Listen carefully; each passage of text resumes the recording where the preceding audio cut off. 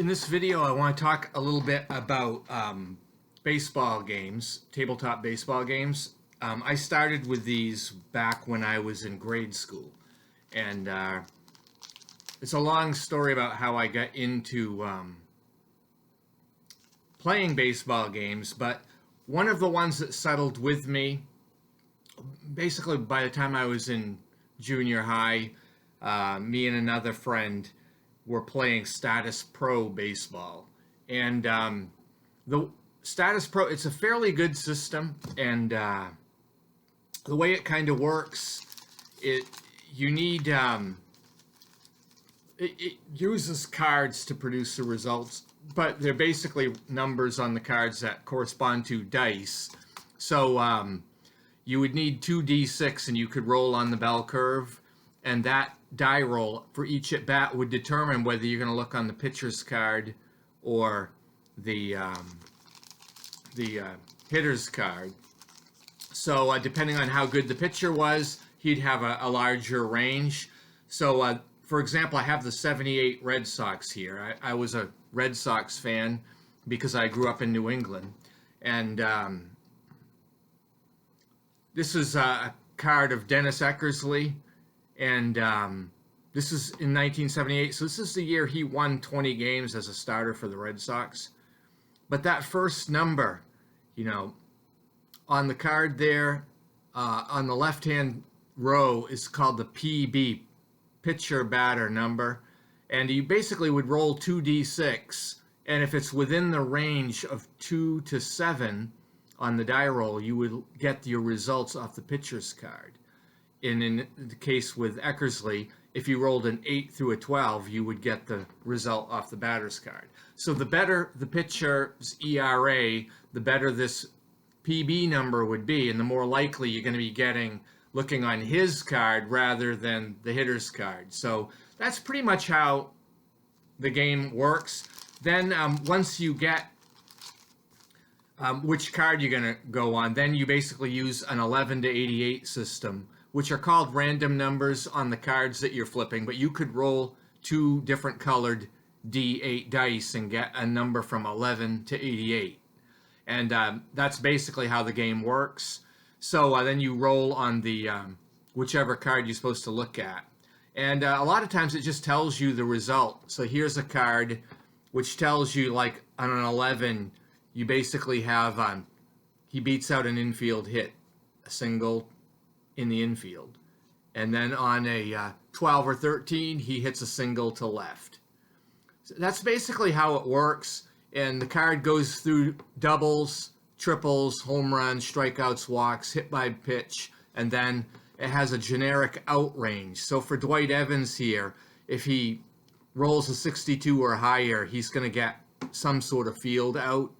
And then you would pull another card to figure out where did the out go to, and it's going to be based on what kind of hitter he is. And you can see at the bottom, he's a right-handed power hitter. So that will affect what chart you look up to find out who actually made the out, and is there a possibility of an error. So that's pretty much how the game plays out. It's quite fast-moving, and eventually you learn the charts, so you know based on the number and what the thing says, what kind of a play it was, and you just keep a score sheet. Fairly recently, my parents got me this book. They're in their 80s, but they picked up this autobiography of Dwight Evans, because he was one of my childhood heroes. And, that's why I kind of picked out this card. But this is a unique ball player. Evans, in his later career, turned out to be a very, very good hitter.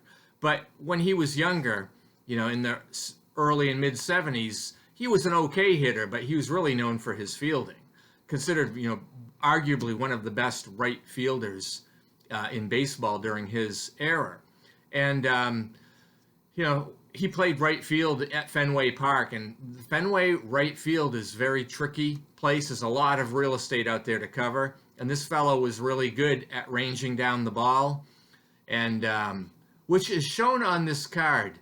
It shows on here that he played 142 games in the outfield, and his error rating is 2. So an error rating of 0 basically means you don't make any errors. And there are a few people that have that kind of a rating. It's because they only played one game and they didn't make an error. So I always found my own way to, I never let anybody have a 0. And if I knew they were really not playing that position, I probably would give them a 5 if they were playing out of position, just to make it more realistic. But Evans, he didn't make very many errors. And you can see his throwing arm, the T number is T5. So in this game, a T2 is a poor arm, a T3 is average, T4 is strong, and a T5 is, a very strong, accurate throwing arm. And this guy was known for that cannon of a throwing arm. In fact, sometimes somebody would hit a single to right field, and he had such a gun, he would throw him out at first base as if he was the shortstop or something from right field. I saw it a number of times that Evans did that. And notorious for, outfield assists and doubling people off. So that's reflected in this game. And also, here, there's another rating here, clutch defense. And so, you might not have a rating, or you might be rated a 1 or a 2. And if you're rated a 2, there's a lot greater chance of you participating in double plays in this game. So for an outfielder to be rated, clutch defense rated 2, this guy will pull off a number of double plays from the outfield. He'll, pop an out and then nail somebody before they can tag up. So anyway, this is not a great year, and 78 was not Evans' best year hitting. You can see he did hit a few home runs. His home runs are a number 24 to 28, but that's where his hits stopped. So this fellow hit, probably around 250, 260 in 1978. So anyway, I keep my cards. They're smaller sized cards, so I have little baggies. I got these at Walmart, and it keeps, I don't have the elastics and the dead elastics that stick all over the cards when they've sat for 20 years. So mine are all covered very nicely. I have quite a few seasons in this. I don't play it anymore. When I do play a baseball game, I usually play a computer game, like Out of the Park Baseball, which does the same thing except a lot faster. So anyway, yeah, this is Statis Pro Baseball. And maybe I'll make another video sometime on other baseball games that I have, and how I get into making playing baseball games, and what my first baseball game actually was. So anyway, thanks for watching. I hope you all have a great day.